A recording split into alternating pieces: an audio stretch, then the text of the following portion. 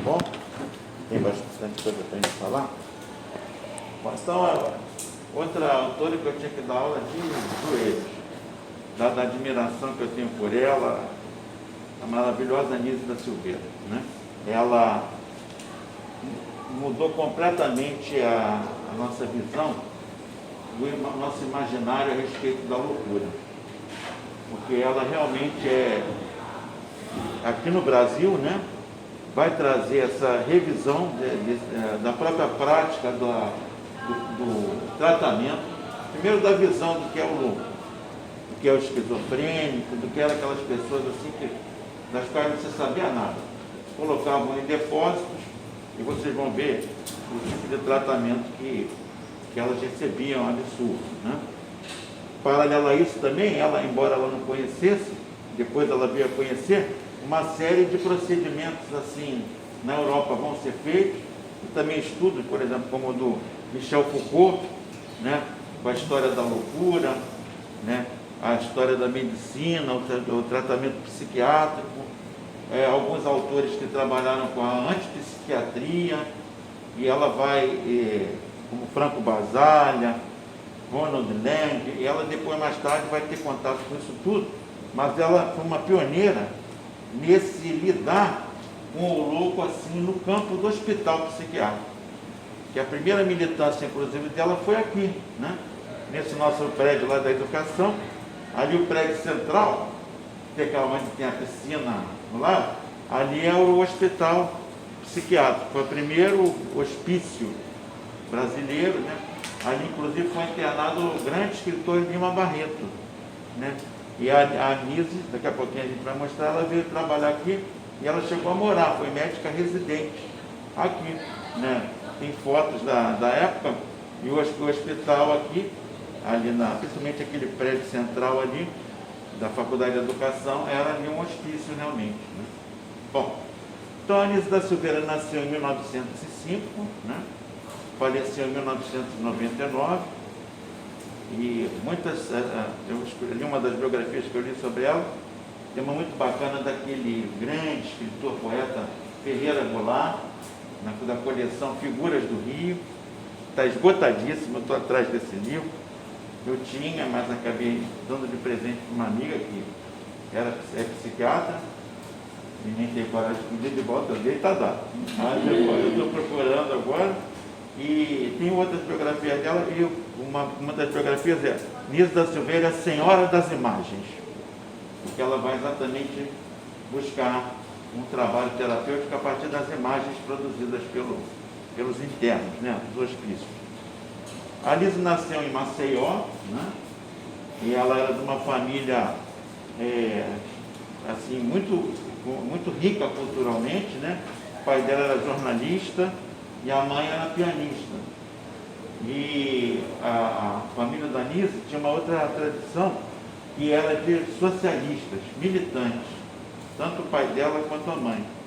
E eles tiveram muitos entraves e muitas batalhas lá na região da cidade que ela nasceu, em Maceió, com aquela elite dos coronéis. Então eles tiveram muitos embates lá, e a Anísia teve essa marca registrada na vida dela, ser alguém que está sempre em combate, né? Pela causa dos mais sensíveis, mais oprimidos e tal. Uma coisa muito presente, além desse pensamento socialista na família dela, está muito presente a arte e a cultura. Então vocês vão ver que, por exemplo, a prática libertadora dela vai se dar exatamente no âmbito da arte, né? Que era arte e cultura para a família dela, ela chega dizendo numa entrevista que eram coisas sagradas. Assim como você cultua uma religião, lá na casa dela eles cultuavam muito a arte e a cultura, que contribuíram muito na formação dela. A Anísia, na adolescência, então ela foi fazendo a formação dela como uma moça de classe normal, classe média, né? Lá em Maceió, e ela teve um grande impacto, e porque eu vou fazer uma leitura para vocês e como isso vai influenciar ela depois, com a leitura de um filósofo chamado Baruch Spinoza, que é um filósofo do século XVI. Baruch Spinoza, que foi um crítico do pensamento cartesiano. Vocês sabem que, quem foi meu aluno já viu isso, mas quem não foi deve ter visto com os outros professores, que o Descartes teve muita importância no pensamento ocidental, que ele praticamente dá régua e compasso para o chamado pensamento moderno. Inclusive, ele, como filósofo, lança as bases do chamado método científico, com um grande livro que ele escreveu chamado Discurso do Método. Também tem Meditações Cartesianas, e tem uma série de textos que ele lança as bases para que a modernidade se consolide com a criação do próprio método científico. Ele estava ancorado na ideia de que nós, seres humanos, somos seres limitados, né? Por causa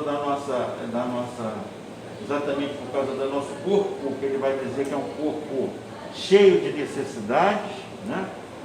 Nós somos frágeis e nós, além disso tudo, somos ignorantes. Então, não sabemos de nada. E para ele, o que a gente tem que fazer é se fortalecer com o que a gente tem de melhor. E o que a gente tem de melhor? Você vai ver que a Alice vai seguir o oposto disso, tá? Mas é importante eu falar disso para vocês verem como isso vai influenciar na maneira como as pessoas veem a loucura.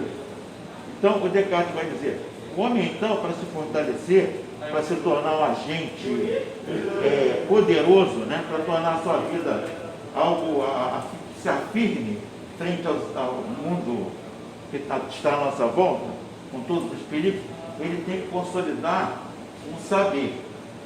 E a única coisa que a gente tem que a gente consegue perceber como algo que a gente não pode contestar é que a gente pensa, né?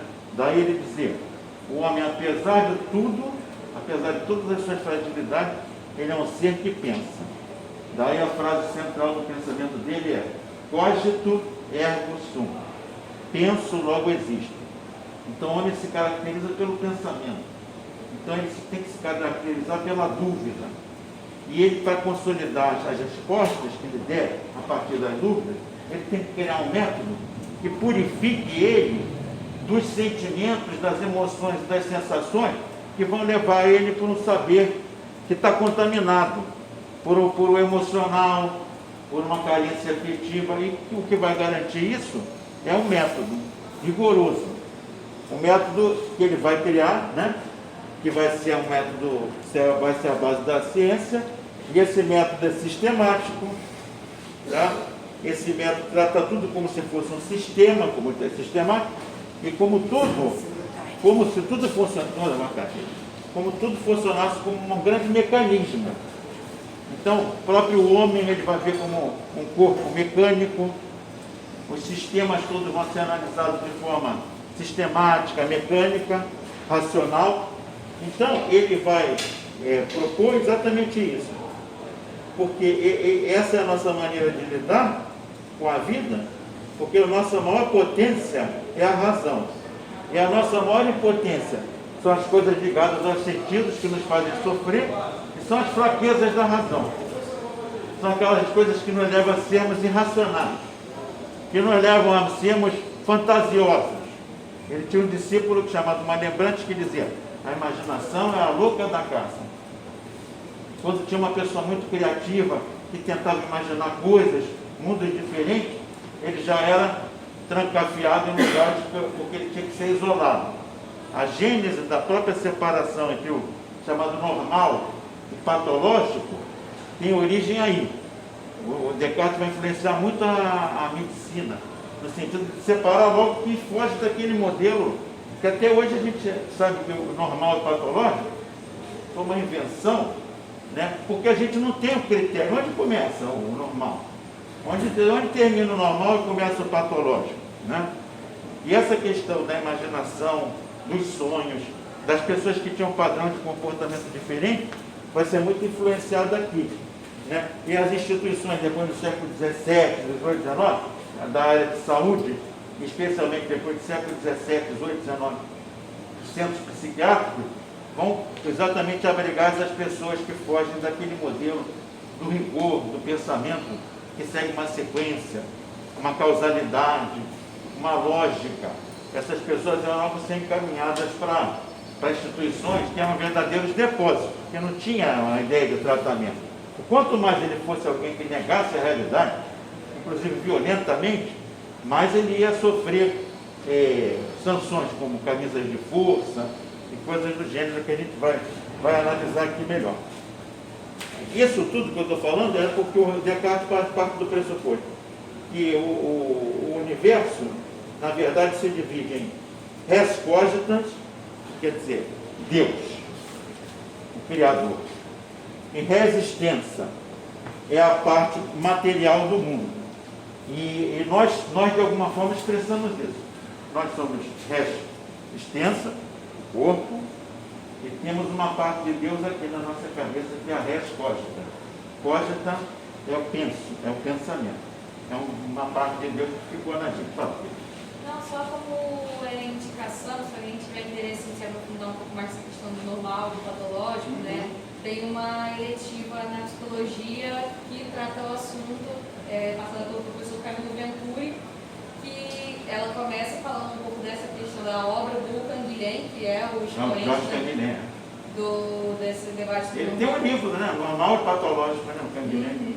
Legal, muito bem, né? A gente trata lá na eletiva esse texto, depois fala um pouco sobre a questão da surdez e aí aprofunda um pouco mais nas psicopatologias.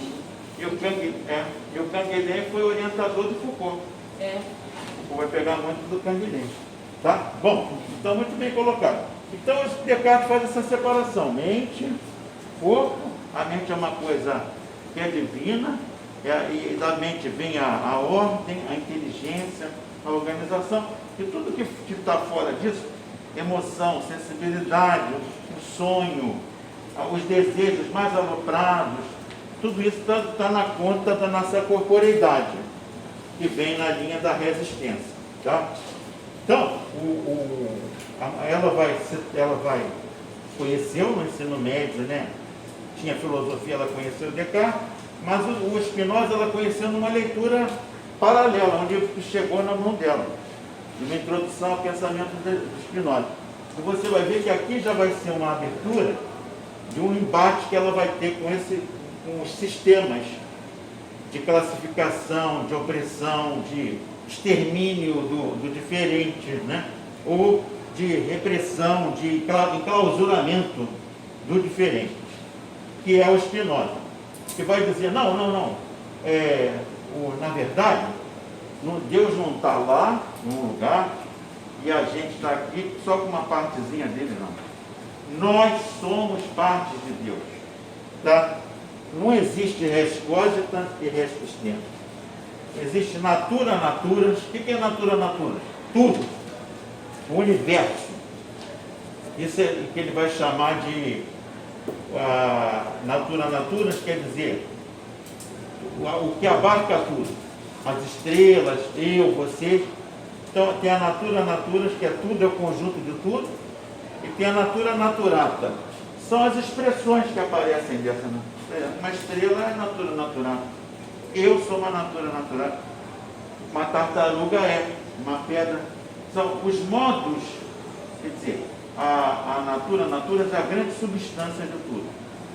E eu, vocês, uma pedra, a lua, somos modos da substância. É como se a gente fosse erupções.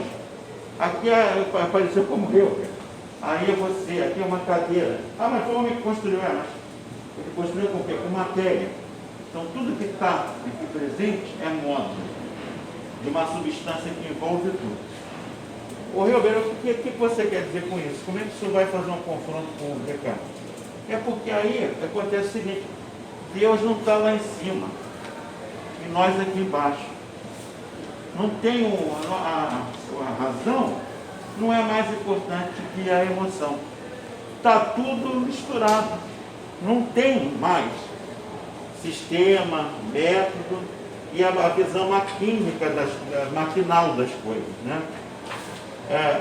Isso vai apontar, a mola mestra para o Spinoza não vai ser mais a razão, vai ser o desejo, o conatos. Ele vai dar o que move o ser humano não é a razão, o que move o ser humano é o desejo, é a potência de viver, tá?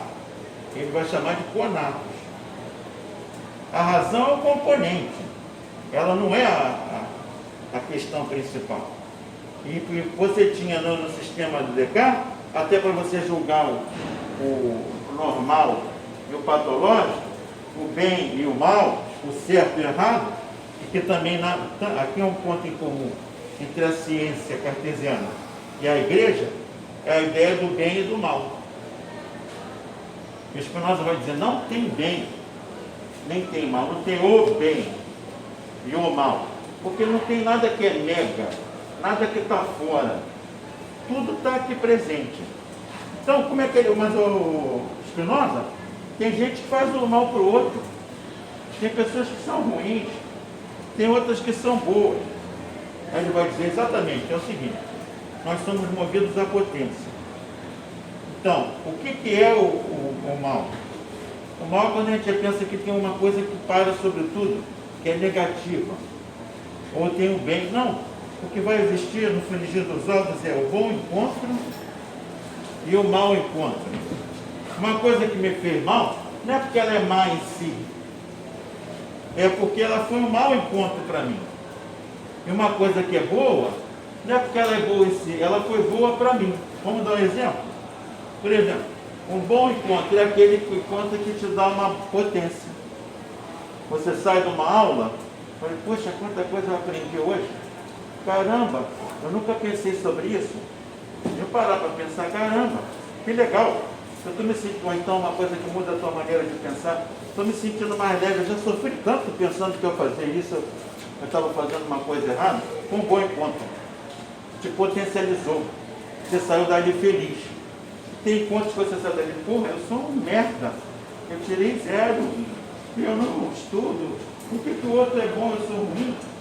Ah, deve ser minha raça, esse lixo todo é colocado em cima de você, pesa, e você acaba se vendo como uma pessoa má, alguém que foi atingida pelo mal. Não é, jogaram isso para você.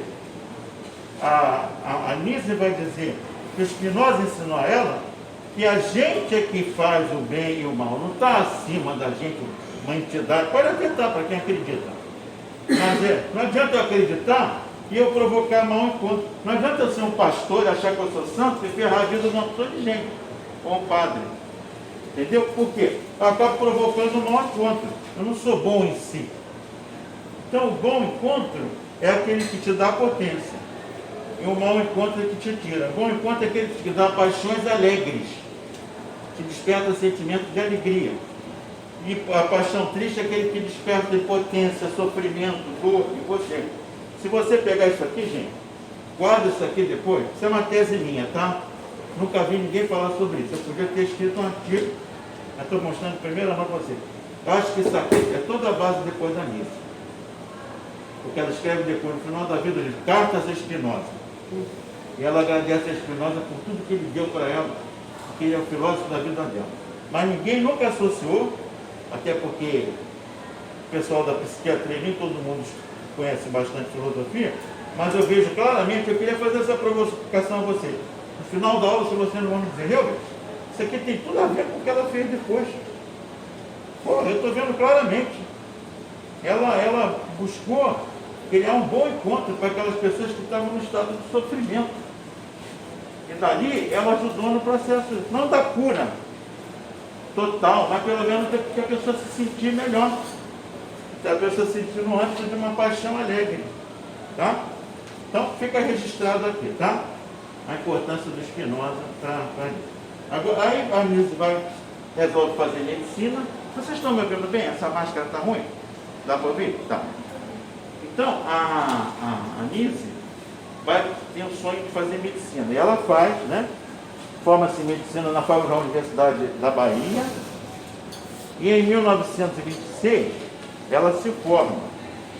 E é a única mulher da turma dela. Aquele período assim, no início do século, ainda não tinha muitas mulheres, especialmente na área da medicina. E ela veio morar no Rio. Morou lá onde? No meu bairro, Santa Teresa. Morou num quarto, lá numa parte lá de Santa Teresa chamada Curvelo. Foi uma área que alugava quartos para jovens estudantes. morou ali a Nise, morou ali uma nova bandeira, várias pessoas assim, interessantíssimas, ali no bairro. E ela, aí assim que ela pôde, ela fez o concurso, né, em 1926, para médica residente do Hospital da Praia Vermelha, o primeiro hospício brasileiro, né, aqui mesmo onde a gente está, né? E ela prestou concurso, né? Na verdade, ela prestou concurso, desculpa, gente, em 1934, tá? Ela formou em 33, por aí, em 34, ou 34 mesmo, desculpa, esse é um detalhe, mas ela faz o concurso aqui em 1934. Entra para o hospital como médica residente, só que em 1936, uma enfermeira, vocês têm que levar em conta isso, 1930, Revolução de 30, estamos no Estado Novo, regime duro, e aí a enfermeira denunciou a Nise, que esteve no quarto dela para pegar alguma coisa, e viu lá livros que propagavam o comunismo. Nessa época, na ditadura Vargas, os comunistas eram presos, ou pessoas que tivessem livros sobre comunismo. Então ela tinha mesmo, e ela foi acusada e ela foi presa por isso. Ficou 1 ano e meio na cadeia, tá? Ela disse que não sofreu tortura, mas ela ficou presa, foi privada da liberdade só porque ela tinha livros do comunismo, né? Sobre o comunismo. Ela inclusive conheceu, depois ela relata em entrevistas, que conheceu nesse período a própria Olga Benário, que foi esposa do Prestes, foi presa e depois foi enviada, como ela era de família judia, ela foi enviada para a Alemanha e acabou sendo levada para os campos de concentração e morreu lá, né? Então ela foi mandada para a Alemanha para ser executada, né? A Nise então ficou 1 ano e meio, sai depois de 1 ano e meio, não encontra trabalho, continua estudando, o marido dela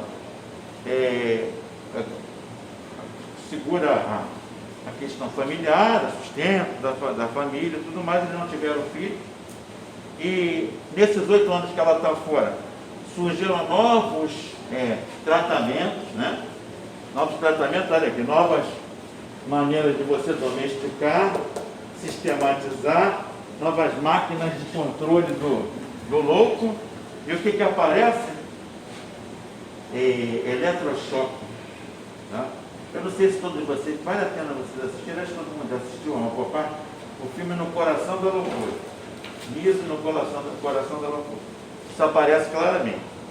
Então, o eletrochoque, vocês sabem, dá um choque quando a pessoa está numa crise, pegava o louco, amarrava ele, o doente mental, melhor dizendo, colocava ele ali amarrado e dava um choque nele. E ele tinha convulsões, aí depois das convulsões ele ficava meio que anestesiado ali com aquela barbaridade, né? E as pessoas consideravam o supra-sumo, a lobotomia, que é um corte que você fazendo uma... Você sabe qual é a parte do corte? Cerebelo? Aqui eu acho que... É um lobo, deve ser lobo. Aqui é lobo tal. Uma coisa assim, né?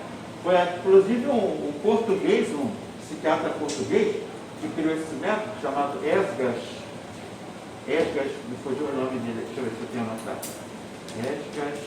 Esgas Muniz, inventou a lobotomia, ele chegou a ganhar um prêmio Nobel de ciência, você vê que é absurdo. E a lobotomia, você, ao fazer esse corte, a pessoa fica completamente anestesiada. Ela não fala mais, não tem mais nenhuma reação, quer dizer, ela não vai mais gritar, não vai incomodar, né? Tem um filme que mostra muito isso também, chamado Um Estranho no Ninho. Não sei se vocês viram, que eu recomendo, com Jack Nicholson, que faz o papel de um cara bem agitado, bem assim, revoltado com o mundo, e ele vive aprontando, aí internam ele.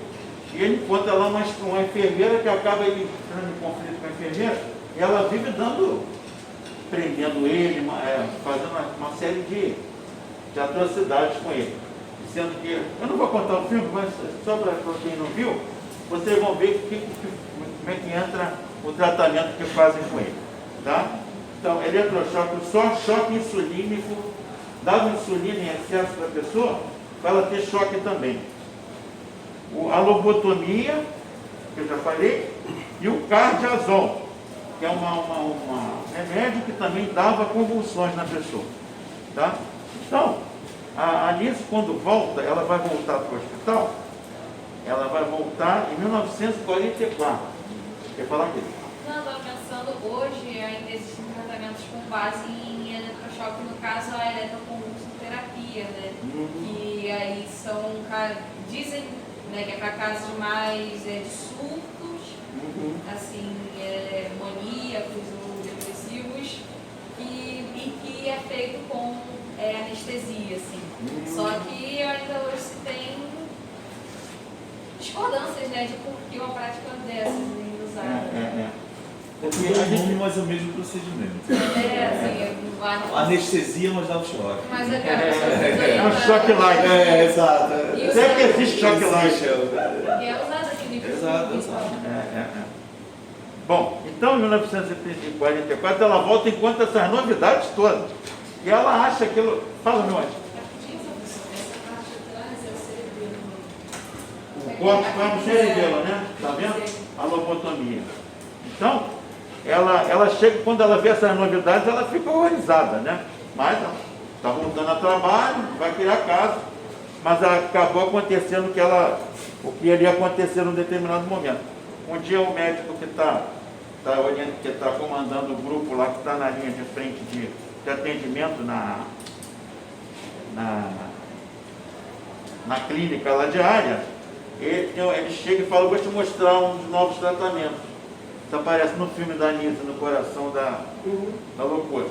E aí eles trazem um paciente na maca que não estava tendo nada, mas ele quer mostrar o procedimento. Então, se ele está amarrado, porque você vai ver o que vai acontecer aqui. Ele aperta um botão e o camarada recebe eletrochoque e praticamente fica meio que desmaiado. Ele pode levar. Agora traz outro. A Anise achou aquilo assim um absurdo. Está tratando as pessoas como um saco de batata, sabe? Um modelo, tem um método para tratar. Aí foram lá buscar o outro cara, não estava tendo nada. Aí ele falou: agora faz você, aperta o botão. Ela: não, aperta. Isso aí. E aí ela disse que se negou por várias vezes e esse médico falou: você não serve para trabalhar aqui nesse setor. Nós não podíamos mandar ela embora. Mandaram ela para um setor que estava meio que abandonado, que era o setor de terapia ocupacional. Que de terapia ocupacional não tinha nada. Era uma verdadeira assim, uma coisa proscrita praticamente, sabe? Uma verdadeira prostituição de todo aquele trabalho que era proposto. Por exemplo, aquela diz aqui. Olha aqui, está aqui um pedacinho que eu peguei numa fala. Minha ida para a terapêutica ocupacional foi uma virada pelo avesso.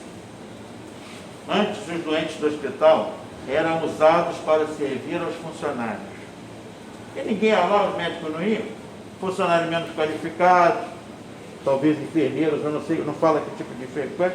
Ela fala, a terapia ocupacional botavam eles para fazer limpezas internas, costurar lençóis, fazer faxina, limpar vasos sanitários, varrer e encerar o chão, carregar trouxa de roupa suja, tá? E havia também, ela chegou a ter denúncia de exploração sexual de algumas daquelas moças, tá? Então, a Anise, inclusive, chega a apresentar também uma denúncia que é feita na época, é que alguns daqueles técnicos que trabalhavam ali, faziam, isso aparece no filme também, faziam apostas entre luta, entre os internos. E botavam eles para brigar, e eles faziam apostas, um negócio assim, uma deturpação total. E a Anise, então, ela vai modificar radicalmente aquilo ali, tá? A Nise, uma outra leitura que marcou muito ela, aqui ainda não tinha sido nem o Jung, ela começa a estudar teóricos que falam da importância do trabalho terapêutico que é você usar as mãos. E ela vai gostar muito de um autor, que depois a gente vai falar uma aula só sobre ele, o Gaston Bachelard. Ele vai dizer que as mãos nos ajudam, é um engano a gente pensar que o trabalho manual é uma coisa menor, é uma coisa laboral. Ele vai dizer que não, porque a mão, de alguma forma, você quando faz trabalho com a mão, você também pensa, você pensa junto. Então o artesão, por exemplo, o padeiro, quando ele faz o pão, dali a pouco ele vai pensando, se eu botar um tempero aqui, se eu fizer mais isso, aí ele vai criando pães cada vez diferentes, aí vira uma padaria. O artista, eu estava preparando essa aula, meu afilhado estava lá me visitando, ele é artista plástico, foi dar uma volta no bairro e encontrou um vendedor lá, que é chamado de Getúlio, e ele faz trabalhos com sucata. Aí ele chega daqui lá com quadro, com feito com bolha, com roda de carrinho jogado fora, para prender o quadro na parede, aquela parte que abre a lata de cerveja, aí ele prega, aí você pode botar aquilo na parede. Olha, um dragão que é feito com perna de cadeira, como a cadeira fazia uma curva para baixo, ele fez ali a cauda, depois explorou a cauda, mas um negócio assim, né? Eu falei, meu Deus, como é que esse cara aí, ele falou com ele que mal sabia ler e escrever, que aprendeu a fazer isso na vida da vida, ele olha para tudo que é lixo e transforma em coisas assim para custar assim, dinheiro, ele vive daquilo, o filho dele também. Então eu me lembrei muito, eu estava preparando essa aula, falei, caramba, e ele parece uma sincronicidade ali do Jung. Ele trouxe, botou tudo lá na minha sala para eu ver. Eu falei, caramba, olha aí, é isso aí mesmo. Como o trabalho manual, ele puxa também a invenção. Porque as pessoas acham que a invenção vem de cima e a mão executa. Mas o próprio fazer, essa culinária, as artes em geral, você tem esse caráter de invenção com as mãos. E ela se preocupa com isso, né? Então, o que ela vai fazer? Ela vai estabelecer um confronto com essas novas formas de tratamento e ela vai, inclusive, trabalhar uma nova maneira de você chamar o paciente. Ela vai, a partir dali, ela não foi a primeira, de Carl Rogers também já fazia isso, psicólogo e educador, vai chamar, não vai usar mais a palavra paciente, ela vai usar a palavra cliente. Porque paciente, ela vai dizer que é como o próprio nome já diz, é uma coisa que aponta para passividade. Tá? Então, ela vai, essa experiência dela na prisão, fez ela também pensar muito sobre coisas que ela não iria fazer no campo da psiquiatria. E ela, então, em 1946, ela cria o Serviço Terapêutico Ocupacional, que agora vai ter uma outra característica, não vai ser mais aquela palhaçada que faziam com eles, aquela exploração, né? Tratando eles como se fossem pessoas para ser usadas ali. E ela vai introduzir a jardinagem, a música, o teatro, atividades de cestaria e esporte.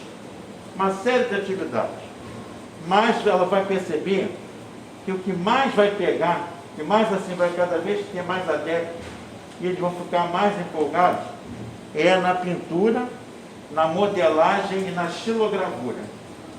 E isso não acontece assim, a gente quer fazer isso, porque ela nem pensava em fazer pintura. Aparece isso também no filme. Um dia ela está lá tentando botar umas atividades dessas que eu falei, mais variadas, e eles estão ali, brinca com uma coisa, faz com outra, tenta experimentar uma coisa, desenha aqui, mas não tinha nada consolidado, ela não tinha pensado ainda na pintura. E um desses internos, ele era muito estranho, ele não falava uma palavra, nenhuma, e ele, volta e meia, fazia xixi e cocô assim, de qualquer jeito, qualquer lugar, Era a maneira que ele se expressava. E um dia ela chegou perto dele, ela porra, de carro, de novo. E ela vai lá ver, ele tinha feito um desenho, desculpa gente, é uma coisa escatológica. Ela tinha feito desenho, ele tinha feito um desenho com merda. E ela olhou aquilo, né? Todo mundo, que porcaria! Mas o olhar da Nilce foi outro. Caramba, se eu trouxer tinta? Se eu trouxer papel? E aí ela percebeu, conhece esse Rafael, depois se tornou um artista, expôs lá e tudo.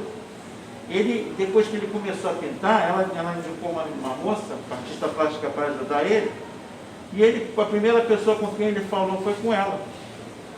E ele começa aos pouquinhos a falar. Continua falando muito pouco, mas continua a falar. Começou a olhar mais para as pessoas e pintar assim, sem parar. E ela percebeu que aquilo ali tinha alguma coisa, né? Pintura, então, modelagem e estilografura começaram a se destacar como meio de acesso ao interior desses clientes. Ela falou, nossa, e ela pensou assim, deixa eles fazerem qualquer coisa, porque é um desabafo. Só que ela começou a encontrar coisas muito bonitas. E ficou muito presente a figura do círculo. Quase tudo terminava com um sol, ou vinha de baixo, a base de tudo era um círculo. E ela como é uma pessoa, indica para ela, você tem que ler o Jung. Porque o Jung trabalha o conceito de mandala. Que a mandala é um desenho, quando ele faz o círculo, é uma espécie de tentativa autorreguladora, de você se autocurar, né? Porque a mandala o círculo representa nas várias tradições das culturas mais variadas o ser humano completo. E você pega em mitos antigos, especialmente no Platão, você tem a ideia de que nós já fomos bolinhas, grandes círculos. Só que por algum motivo, ele alega uma divindade, é um mito, né? A gente foi separado. Então os homens foram para um lado e as mulheres por outro. E a nossa vida é ficar procurando a outra parte, que a gente até comentou aqui na aula passada com o Jung, né? A outra metade, né? Então ela percebeu através da pintura as emoções mais profundas apareciam ali e ajudariam de alguma forma a compreender um pouco da psique desses indivíduos. Quem sabe isso pode ajudar? E ela começa a explorar isso, né? E não só no sentido de uma exploração científica, interesseira, racional. Não, no sentido que ela está vendo que estava provocando mudanças. Estava provocando vamos voltar aqui, um bom encontro para eles. Estava provocando uma potência, cada um do seu jeito.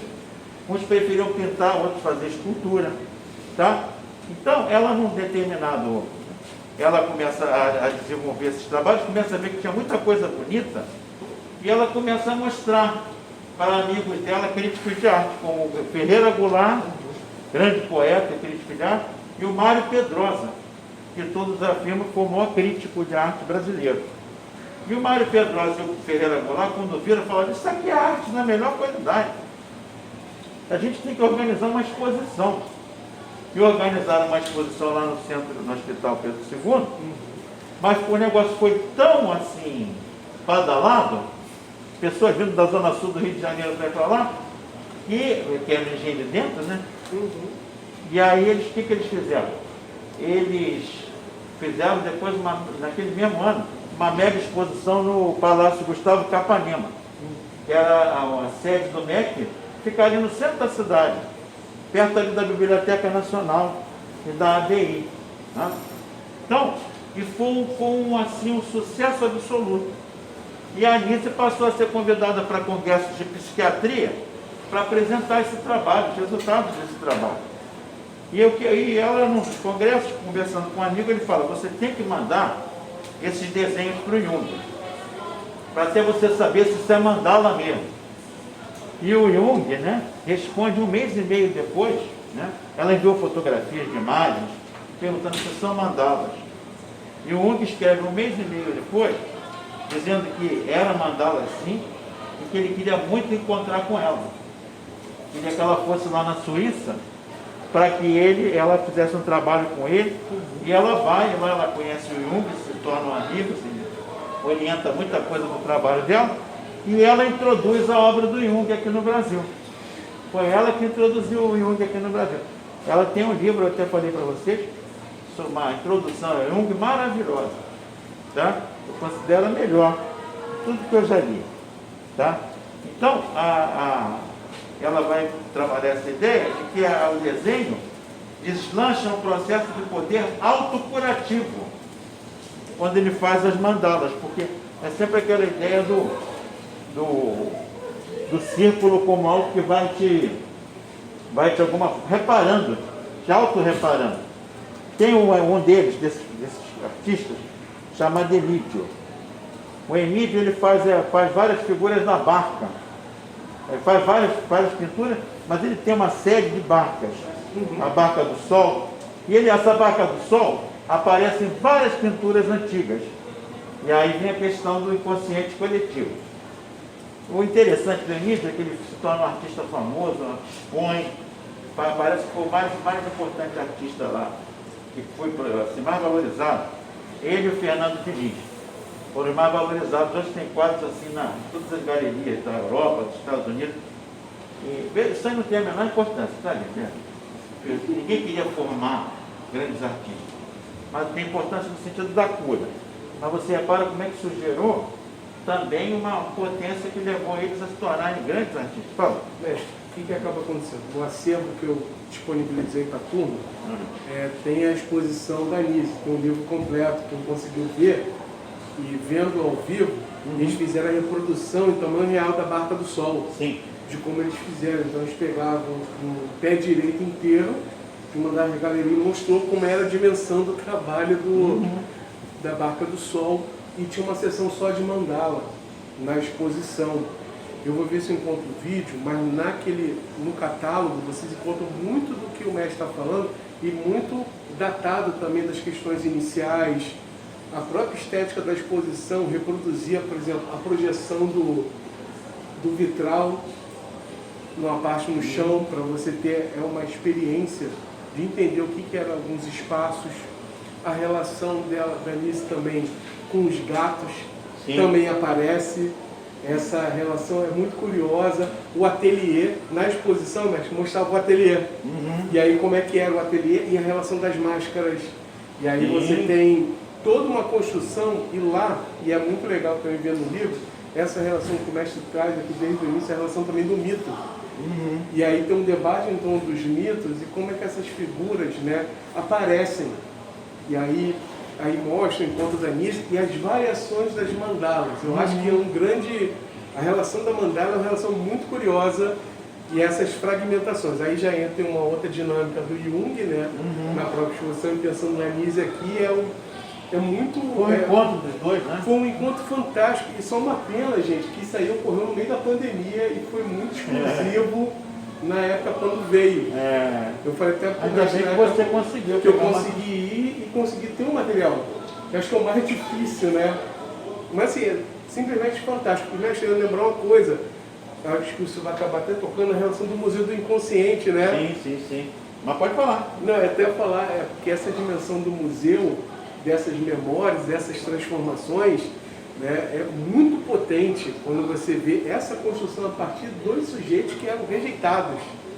Então é essa potência que ela descobre, né, esse resgate do humano, é muito inspirosa. Exatamente. Então você transmuta, né, você sai do elemento maquínico, você sai de um número e a pessoa ganha um nome de novo. Ó, seu nome, você não é um paciente. Ela fazia uma questão de chamar eles pelo nome.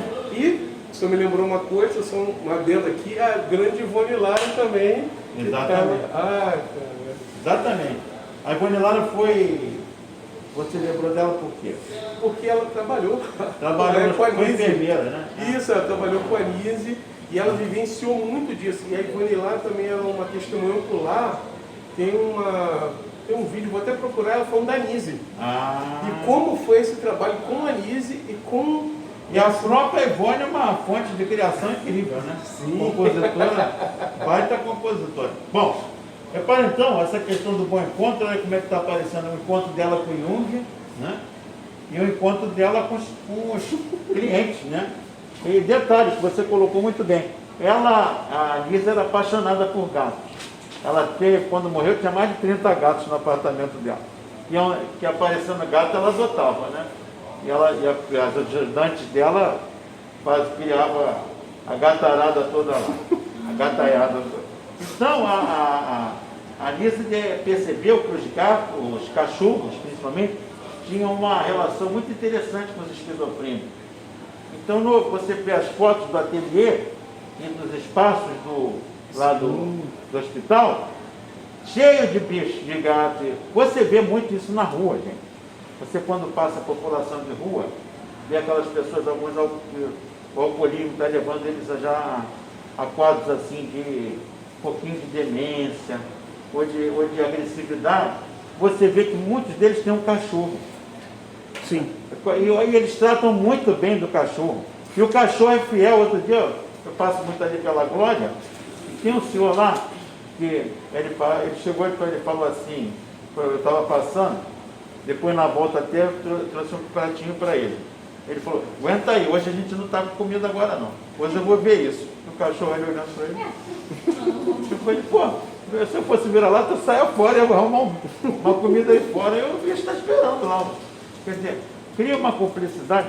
E a Anísia que antecipa uma coisa, que é um tema da eu vou na nossa última aula, não vai dar para, por exemplo, falar tudo que eu gostaria, do que a gente previu no programa, tá? Mas a última aula previu fazer uma espécie de geral, assim, de cada autor contemporâneo que trouxe uma ideia nova no campo do imaginário.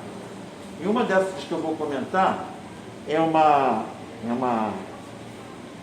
filósofa chamada Donna Hathaway, uma filósofa americana e feminista, e ela tem um livro sobre o ciborgue. Ela fala das mudanças no corpo e do nosso comportamento de seres humanos. E ela tem do Manifesto das Espécies Amigas. Manifesto das Espécies me fugiu agora. E ela mostra como o animal educa a gente também. E ela vai estudar gatos, cachorro, mas não só isso, plantas. E vai estudar na história. Por exemplo, ela chega a citar a flora bacteriana, né? Que seríamos nós sem a flora bacteriana. As associações que a gente faz com uma série de animais, seres, e a gente não percebe isso no dia a dia. Porque a gente tem essa visão do sistema, do método da asepsia, como se nós fôssemos seres que nós não somos nada. Nós estamos aqui, se não fosse a flora bacteriana, a gente ia ter diarreia, não ia parar nada na nossa barriga. Mas a gente tem essa flora bacteriana que ajuda no processo. Se não fosse, por exemplo, a nossa relação com determinados animais, que a gente às vezes nem sabe que depende deles, né? Que eles mantêm um equilíbrio na natureza, que propiciam a nossa vida. Então, a Nise, de alguma forma, já estava pensando nisso, né? Só que ela se ateve a gatos e cachorros, principalmente gatos. Ela escreve um livro em homenagem aos gatos, e ela cita tudo que ela viu de troca, né, de potências entre os bons encontros entre o homem e o gato, né? Bom, então os animais estão muito presentes também lá, né? Ela foi, então, pioneira no estudo da psicologia junguiana, que foi um dos suportes fundamentais no desenvolvimento do seu trabalho, que gerou depois ela criar o Museu do Inconsciente da Imagem, o Museu da Imagem do Inconsciente, que é ali começou, de certa forma, ali no Hospital Psiquiátrico, mas depois se transferiu, hoje está localizado na Casa das Palmeiras, ali em Botafogo, tá? Lá vocês encontram todo o acervo desses grandes artistas, materiais, se um dia vocês tiverem interesse em pesquisar, ou mesmo conhecer, vale a pena, que está tudo ali. E ela vai dizer o que melhora, Urmãos, fala. Só para comentar que a minha mãe, ela está participando está dando um trabalho voluntário lá na Casa das Palmeiras para arrumar esse arquivo. Que legal. Esse arquivo, na verdade, está muito bagunçado. Porque tem muita coisa. Tem muita coisa e aí tem todo um projeto lá para organizar lá. Eu lembro da Roberta vagamente sobre isso, eu acho que tem isso. Aham. Trabalho Ah, que voluntário. legal, né? Não, lá tem muitos voluntários e pesquisadores, né? O diretor de lá, eu esqueci o nome dele, foi discípulo, né? Conheceu Anísio. Bom, é um psiquiatra. Que melhor atendimento, ela vai dizer, é o contato afetivo de uma pessoa com a outra. Olha aí, o tempo todo está isso aqui. Né? Não tratar o louco como um doente, como uma pessoa perniciosa, uma pessoa inútil, né? Perigosa. O que cura é a alegria. Olha aí, fala dela, hein? Não estou falando. O que cura é a alegria. O que cura é a falta de preconceito. E eu aqui, por exemplo, separei alguns dos artistas que foram revelados ali. Por exemplo, o Rafael Domingues. É esse que eu falei da questão que ele fez desenho com as fezes. Não se comunicava. Não falava há mais de 20 anos. Quando ele começou a pintar, deram caneta, pincel, papel. Ele não mais fez xixi em qualquer lugar, nem cocô. Olha que interessante. De alguma forma ele estava querendo, vai entender, a gente não pode, qualquer tentativa de explicar, fura, porque a gente não tem a menor ideia. O que a gente pode perceber é o impacto, né? E ela percebeu, quando você dá uma chance da pessoa expressar da maneira que ela puder. Vai aparecer alguma coisa ali. Então, eles continuaram sendo pessoas com problemas, tá? Mas ficaram com a vida muito melhor e até para o convívio com os outros. Por exemplo, a Adelina Gomes tinha estrangulado uma gata quando ela era adolescente. E ela entrou no hospital, eu não sei se teve outros motivos também, mas ela era muito agressiva. E várias vezes ela foi envolvida em brigas ali, porque a situação do hospício, né, era também de agressão, de ameaça entre os próprios pacientes e os profissionais, né? Então ela era muito agressiva. E ela, quando começou a pintar, ela se tornou uma das... O nome dela, eu vou botar aqui, depois vocês dão uma olhada na internet, das coisas lindas que eles fizeram. Parece quadro assim do Monet, dos grandes pintores, sabe? Impressionante. Rafael Domingues. Detalhe, nunca nenhum deles tinha pintado nada. Rafael Domingues.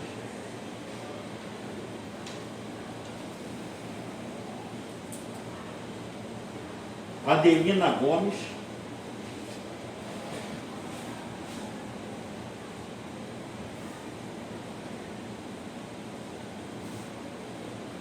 Fernando Diniz.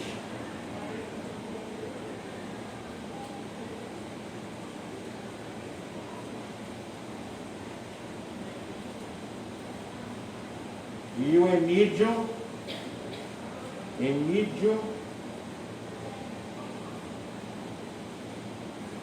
de Barros.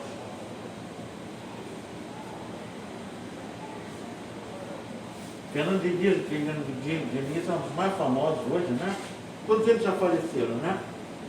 Também, assim, não falava assim, coisa por coisa, mas fez pinturas primorosas, né? Muita gente me pergunta também do Arthur Bispo do Rosário.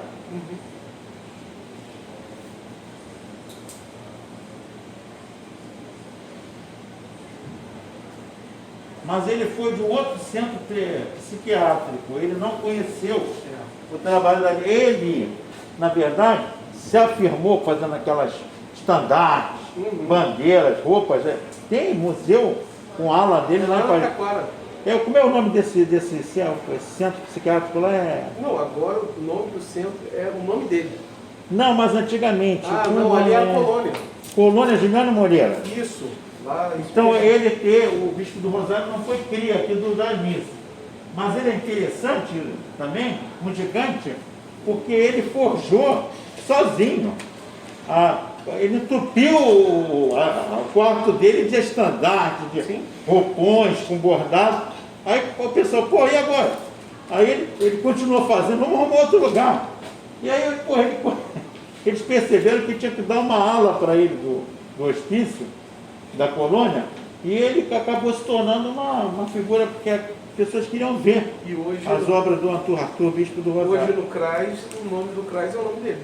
Também? Olha E aí. aí tem um espaço lá, o Museu Bispo do Rosário, e teve uma exposição, deve ter uns 2 meses que eu estive presente lá no mar, e estava lá vários estandartes dele lá em exposição, que é as figuras do Rio. Olha. E ele foi escolhido como uma figura para representar o Rio, e estava lá as peças do... Eu vi um documentário ele falando também, não dá para entender, não tem lógica no que ele fala, nada.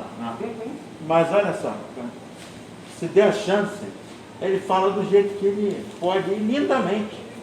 Olha aí, como é que a gente... Então, quantas pessoas foram massacradas por esse modelo que incompreendia. Esse modelo que só tem uma lógica, só tem uma maneira de ser. Isso tudo, vocês podem pensar assim, o Hilbert, mas assim, o que eu levo como educadora disso, como educador? Isso aqui você está dando aula para alunos que a maior parte vão ser pedagogos e tal. Então, pelo amor de Deus, não fica claro para vocês a relação da educação com esse modelo, como era tratado também o louco, né?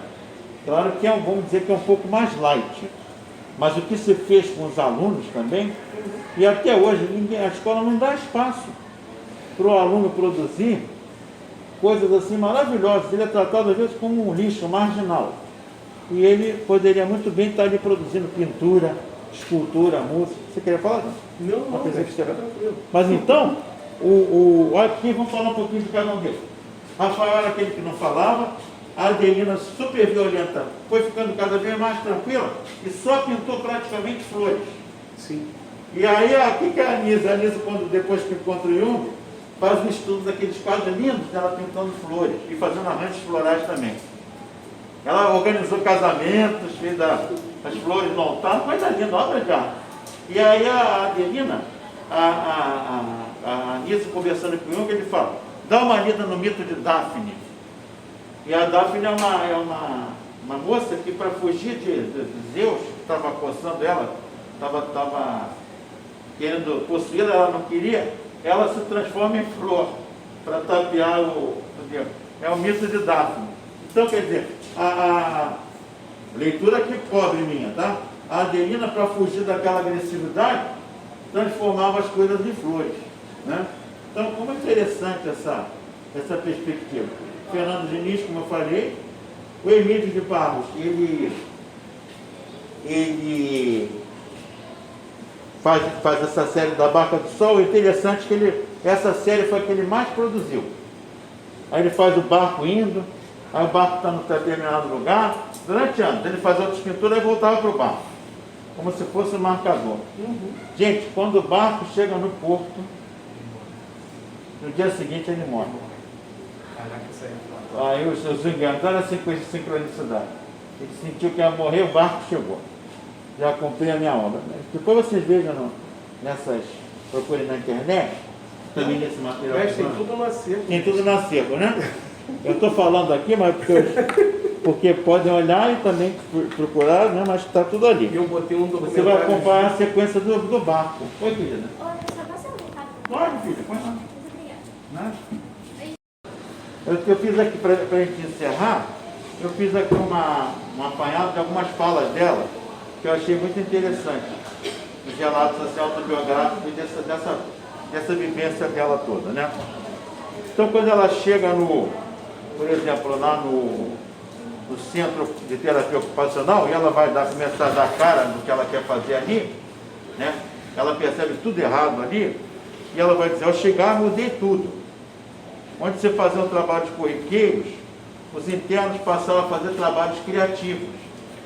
Então, não é que o trabalho corriqueiro seja algo ruim, mas ela não queria que eles fossem usados para fazer trabalhos práticos de limpeza e tal, quando aquilo ali tinha funcionários para fazer isso. Na verdade, não.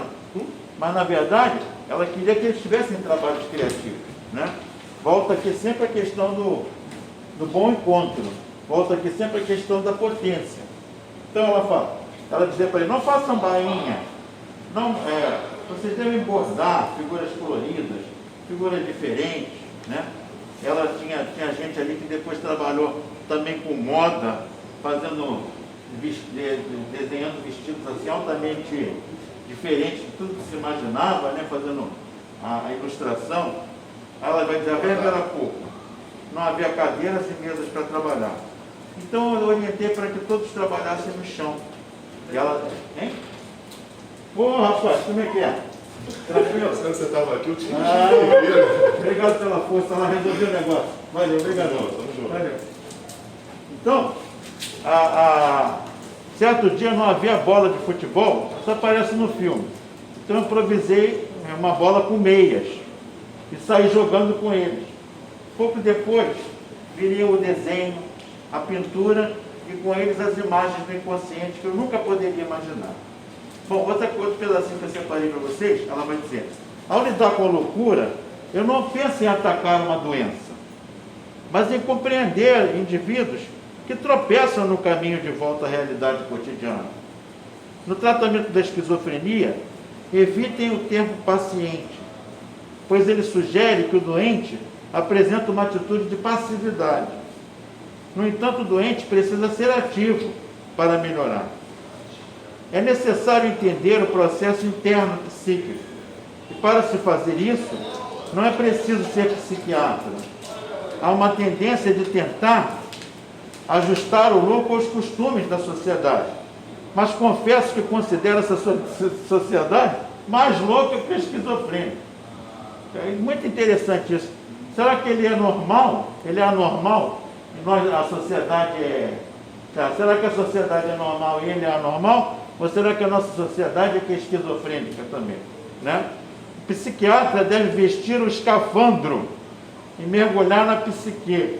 Não adianta distribuir, aqui eu acho genial, olha só. Não adianta não adianta distribuir carteiras de identidade do Instituto Félix Pacheco.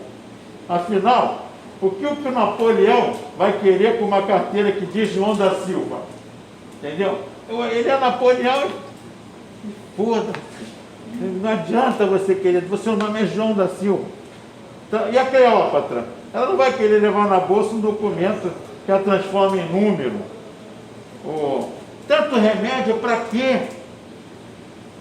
Remédio é ir dançar no carnaval. E depois vem o bloco aqui. Nós temos um bloco que está, como é que é o nome? Está maluco? Tá pirando, pirado, pirado. Está pirando, pirado, pirou. Né? Que é muito legal. Eu até tinha notado, está pirando, pirado, pirou. A doença e a morte são uma das principais fontes de lucro do mundo. E os médicos fazem parte da categoria mais reacionária que eu já conheci. Nossa, ela falou isso, eu estava, no período passado, estava preparando essa aula, estava no auge da questão da cloroquina. Eu estava puto com os médicos. E continuo, porque eles se omitiram, né? Os sindicatos, a Associação Médica Brasileira não falou nada, tá? Ficou com medo. Aí ela também, eu anotei que ela fez uma interlocução com aqueles psicólogos e psiquiatras da luta antimanicomial. Um dos mais famosos foi um italiano chamado Franco Basaglia, tá? Porque o manicômio hoje praticamente acabou. Mas o Rebeca é opinião. Mas se você verificar, tem poucos internos aqui. Não sei se você acompanha, já fez estágio ali? Não fiz estágio. Ainda não fez. Mas você sabe como é que funciona mais ou menos ali? Me parece que não tem tantos internos, só casos assim muito graves. A maioria vem aqui, faz o tratamento e volta para casa. Porque a Nise dizia também que é importante ele estar perto da família. A não ser que a família seja a fonte de agressão e de sofrimento, né? Então, em vez dos manuais de psiquiatria, outra coisa maravilhosa que ela colocou, nós temos que mergulhar na literatura, no cinema, no teatro. Nesse sentido, ela vai citar muito um ator de teatro, diretor fantástico, que também foi interno, ele morreu dentro de uma instituição psiquiátrica, que é o Antonin Artaud. O que esse cara escreveu sobre loucura é sensacional. E ele é spinozano. Ele é isso aqui, ó. Ele é isso aqui, mas só numa versão hardcore, sabe? Então, se um dia vocês tiverem curiosidade, dá uma lida, ou em algum trabalho, ou em comentarista do Antônio Arthur, que ele vai dizer, ele vai questionar, ele vai dizer que depois o Deleuze vai usar muito isso, um filósofo, ele vai dizer, na verdade, a nossa cultura criou um falso sistema de órgãos, sabe? Coração, aí aparelho, mas ele vai dizer, nós não temos o corpo não sabe disso, o coração não sabe o que é coração, o fígado não sabe, está tudo junto e misturado. Ele vai dizer, nós somos um corpo sem órgãos, pô. A ciência que cria. Então a loucura, eles tentam mapear a loucura, tentam mapear tudo, mas esqueceu de combinar isso com a natureza. Então é muito legal essa reflexão, por isso que ela vai dizer, deixamos os manuais de psiquiatria, vamos ler, tá? Mas não fica só nisso não. Literatura, cinema, teatro, Shakespeare, Machado de Assis na veia. Aliás, o Machado de Assis tem vários textos sobre a loucura. Inclusive aquele famoso, O Alienista. Quem não lê tem que ler. O psiquiatra no fim, não, eu que vou me internar, solta todo mundo. Eles é que não são, eu que estou louco. Fala, quer falar assim? Eu fiz assim. É porque pensando no debate mente-cérebro, né? Que tem esse acoplamento muito dissociado de a mente ao cérebro e tudo mais, que é um debate também. Sim, atualmente é. Pois é, e a gente tem muita tendência, né, de ficar polarizando, por exemplo, às vezes falar, não, porque meu cérebro está pifando. Não, meu corpo todo está pifando, às vezes, numa situação, né? Verdade. Tem um debate atualíssimo essa questão, né? O cérebro se esgota na materialidade, ou ele passa por ele algum plano metafísico, espiritual nele, que detona o pensamento. Eu acho que a gente nunca vai resolver isso, né? É a questão do espírito, matéria, né? Mas é uma discussão para a gente. Eu acho que o trabalho da Nisa é uma coisa tão brilhante. Você pega aquela principal dela, o afeto. Afeto pelo ser humano, pela pessoa. Exato. Independente do que seja. Perfeito. Só que ela tem uma base teórica violenta. Aí você pega aquela base teórica sensacional que ela foi buscando para auxiliar o afeto dela. Exatamente. Essa que é a grande questão. Não, a minha base teórica é para auxiliar o afeto, porque eu quero tentar ajustar um pouco essas pessoas. É porque verdade. como ela diz, é o abismo. Eu ando pelas beiradas, eu não consigo entrar no abismo. Mas eu vou tentar andar pelas beiradas e tentar alguma coisa para trazer essa pessoa. Uma só, se eu trouxer, eu estou feliz. E aí foi de uma em uma, e Quantos ela, né? E aí eu conquisto você, vem comigo. A impressão que eu tenho sobre ela é o principal da palavra do trabalho dela é afeto. E ela conjuga o afeto com a atividade intelectual, como você colocou. Coisa que você vê no profissional, não vou generalizar, mas a maior parte dos profissionais de saúde ficou muito nesse plano aqui, ó, científico, técnico. E esquecem que esse lado afetivo, ele é fundamental. E detalhe, professor também. Sim. Tudo que eu falo de saúde, gente, cabe para a educação. Sim. Vocês aqui, pedagogos, professores, todo educador, nunca me canso de falar essa frase, todo educador é um terapeuta. E todo terapeuta é um educador. A Anice quis dizer isso, terapeuta também é um educador. Mas a gente não pode esquecer, vocês também são terapeutas. No sentido de que o processo educacional, você vai ajudar também o aluno a, quem sabe, colocar coisas que você numa prova não pode, numa posição. É aqui, exatamente, bate tudo ali. Eu não quis forçar a barra, mas vocês mesmo estão percebendo. Bom, era isso, gente. Então, espero que tenha sido boa aula aí para vocês, tá? E a gente fica para o próximo encontro, que vai ser o Bachelar, né? Não, Campbell. Não, Campbell, Joseph Campbell, tá? Vai ser o Joseph Campbell.